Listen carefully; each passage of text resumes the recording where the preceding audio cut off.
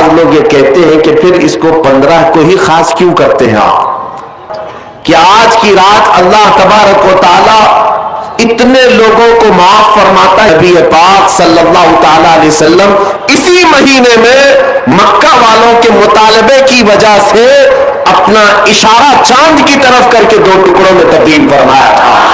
نبی پاک صلی اللہ تعالی علیہ وسلم کے اب روزے کے متعلق پوچھے، ماں عائشہ صدیقہ خود فرماتی ہے کہ میں نے رمضان کے بعد سب سے زیادہ روزہ رکھتے ہوئے حضور کو اگر دیکھا ہے تو شعبان کا مہینہ، کثرت سے میرے آقا صلی اللہ تعالی علیہ وسلم اس میں روزہ رکھتے تھے۔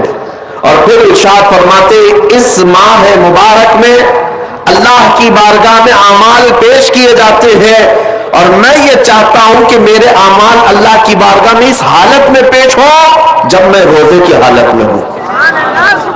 میرے عزیزو، آج جو دن گزر گیا، مغرب کے بعد اب ہماری 15ویں شعبان شروع ہو گئی، 14ویں شعبان تک جتنے بھی ہمارے اعمال تھے وہ سب اللہ کی بارگاہ میں پیش ہو چکے۔ آج جو روزے سے تھے ان کے متعلق بھی یہی ہے کہ حضور کی سنت، کہ حضور یہ چاہتے تھے کہ میرے اعمال اللہ کی بارگاہ میں جب پیش ہوں میں اس حالت میں ہوں کہ میں روزے سے ہوں، یہ سنت ہے۔ اور دلائل کی بات کرتے ہیں آپ، تفسیر ثعلبی میں حضرت عبداللہ ابن عباس رضی اللہ تعالیٰ عنہ سے منقول ہے نبی پاک صلی اللہ تعالیٰ علیہ وسلم کی کہ یہ وہ صحابی ہیں جن کو سید المفسرین کہا جاتا۔ آپ فرماتے ہیں پورے سال میں 5 راتیں ایسی ہیں جس میں دعائیں قبول ہوتی۔ صحابی رسول کی بات کر رہا ہوں، بعض لوگوں کو ایسا لگتا ہوگا کہ یہ بریلویوں کی بنائی ہوئی رات ہے۔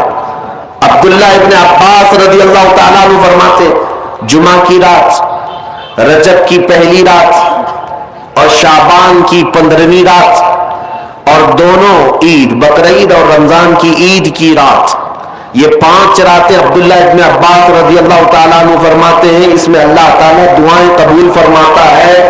حتیٰ کہ اب میں آپ کو صحاح 6 میں سے ایک حدیث آپ کے سامنے رکھتا ہوں، سنن ابن ماجہ کی حدیث ہے۔ نبی پاک صلی اللہ تعالیٰ علیہ وسلم ارشاد فرماتے جب شعبان کا مہینہ داخل ہو جائے تو اس کی راتوں کو کھڑے ہو جایا کرو اور اس کے دنوں میں روزے رکھا کرو۔ جس کو دلیل کی ضرورت ہے وہ ہم سے پوچھے۔ سنن ابن ماجہ کی حدیث، حضور پاک صلی اللہ علیہ وسلم نے ارشاد فرمایا اذا دخل شہر شعبان فقوموا لیلہا وصوموا نہارہا، جب شعبان کا مہینہ آ جائے تو اس کی راتوں میں قیام کرو اور اس کے دنوں میں روزے رکھو۔ اس میں خصوصیت تو نہیں ہے کوئی بھی، پورے شعبان کے لیے حضور نے فرمایا۔ بعض لوگ یہ کہتے ہیں کہ پھر اس کو 15 کو ہی خاص کیوں کرتے ہیں آپ، 15 کو ہی کیوں خاص کرتے ہیں؟ ان کو پہلا جواب تو یہ ہے میاں ٹھیک ہے ہم 15 کو خاص کرتے ہیں، آپ خاص مت کرو، پورا مہینہ رکھ لو، آپ پورا مہینہ رکھ لو، حضور کی سنت ہے۔ ان کو رکھنا بھی نہیں ہے اور کسی کو رکھنے دینا بھی نہیں ہے۔ یہ کام کس کا ہے؟ ابلیس لعین کا ہے، یہ شیطان مردود کا ہے۔ اسی لیے میرے عزیزوں دلائل بہت سارے ہیں۔ جامع ترمذی کی حدیث میں آپ کے سامنے عرض کر رہا ہوں، اور تفسیر ساوی علی جلالین ایک روایت میں آپ کے سامنے پیش کرتا ہوں۔ شعبان کی عظمت کیا ہے سنیے، اس میں جو روایت ہے تفسیر ساوی میں فرماتے ہیں کہ رسول کریم صلی اللہ علیہ وسلم 13 شعبان کی رات کو کھڑے ہوئے، اور یہ مہینہ اسی لیے زیادہ افضل بھی ہے کہ یہ مہینہ میرے مصطفیٰ کا مہینہ ہے، اور یہ سرکار غوث پاک رضی اللہ تعالیٰ عنہ کا فرمان غنیت الطالبین میں ہے کہ شعبان کا مہینہ رسول اللہ کا مہینہ ہے، کثرت سے اس میں اپنے رسول کو یاد کرو۔ اب میں آپ کو بتا رہا ہوں جو روایت تفسیر الساوی میں ہے، 13ویں شعبان کو نبی پاک صلی اللہ علیہ وسلم رات میں کھڑے ہوئے اور کیا کیا توجہ، آج لوگ دلیل پوچھ رہے ہیں اپنے نبی کو یاد کرنے کے لیے۔ 13ویں شعبان کو میرے آقا کھڑے ہوئے اور رات بھر مولا کریم کی بارگاہ میں یہ عرض کرنے لگے مولا میری امت کی بخشش میرے حوالے فرما دے۔ حضور نے 13ویں شعبان کو یہ دعا کی، جو روایت میں کہ اللہ تعالیٰ نے اجازت عطا کی کہ آپ کی 1/3 امت کی بخشش آپ کے حوالے۔ آپ شفاعت کر سکتے ہیں. 1/3 1/3 امت کی سفارش آپ کر سکتے ہیں. 14ویں رات کو پھر میرے آقا صلی اللہ علیہ وسلم کھڑے ہوئے, رات بھر عرض کرنے لگے, مولا میری امت کی شفاعت میرے حوالے کر دے, ان کی بخشش میرے حوالے کر دے. اللہ رب العزت نے 14ویں شعبان میں نبی پاک صلی اللہ تعالی علیہ وسلم کو حکم فرمایا, 2/3 امت کی بخشش کی سفارش آپ کے حوالے ہے. 2/3 امت کی سفارش آپ کر سکتے ہیں. نبی پاک صلی اللہ تعالی علیہ وسلم کیا اس پر بھی راضی تھے, بلکہ 15ویں شعبان کی رات آئی, یہ تیسری رات تھی. نبی پاک صلی اللہ علیہ وسلم پھر کھڑے ہوئے, اور آج کی رات کھڑے ہو کر نبی پاک صلی اللہ علیہ وسلم نے پھر وہی دعا کی, مولا میری بقیہ امت کی سفارش میرے حوالے فرما دے.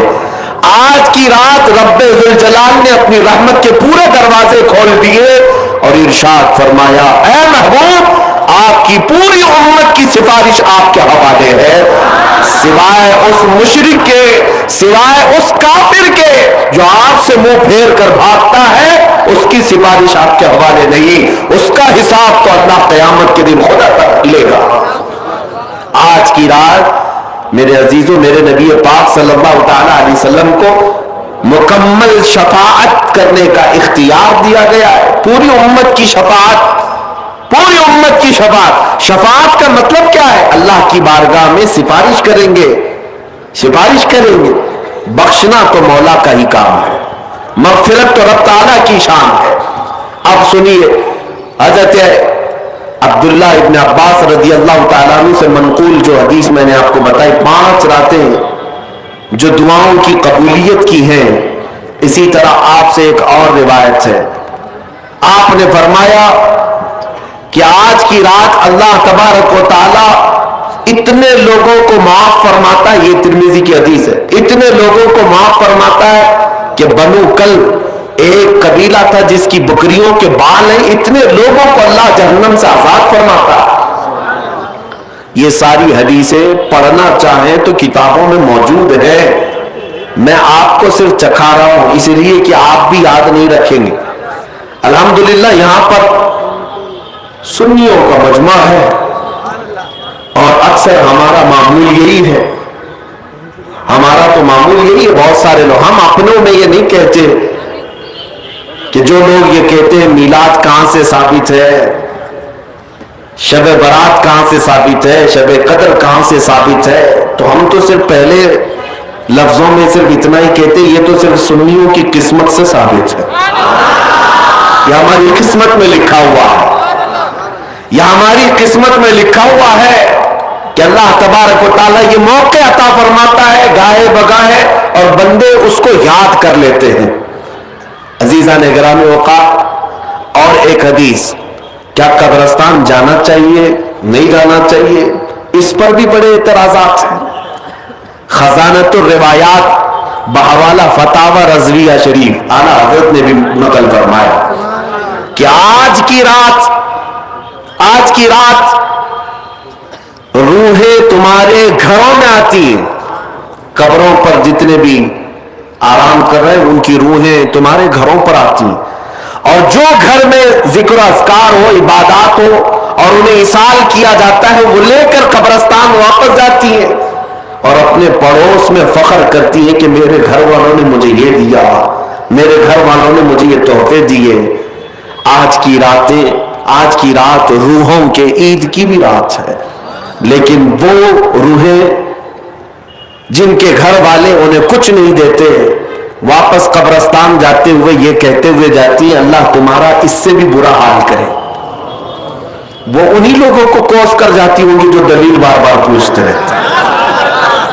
الحمدللہ ہر سنی 2 رکعت نفل تو آج پڑھتا ہی ہے, قبرستان سے گزرتے ہوئے سلام تو کرتا ہی ہے. ہم اپنے بزرگوں کو بھولنے والوں میں سے نہیں ہیں, جن کو بار بار دلیلوں کی ضرورت ہے, ان کی روحیں آ کر کوس کر جاتی ہوں گی. بہرحال یہ شعبان المعظم کا مہینہ, جس کے متعلق تاریخ یہ ہے کہ ایک تاریخ میں آپ کو بتاؤں, اس مہینے کی ایک اور تاریخ ہے کہ کہ سیدنا موسیٰ علیہ الصلوۃ والتسلیم کو نبوت اس مہینے میں ملی، حضرت ابراہیم خلیل اللہ کو اللہ نے نور معرفت اس مہینے میں دیا۔ اس سے بڑی چیز یہ ہے نبی پاک صلی اللہ تعالی علیہ وسلم اسی مہینے میں مکہ والوں کے مطالبے کی وجہ سے اپنا اشارہ چاند کی طرف کر کے 2 ٹکڑوں میں تبدیل فرمایا تھا۔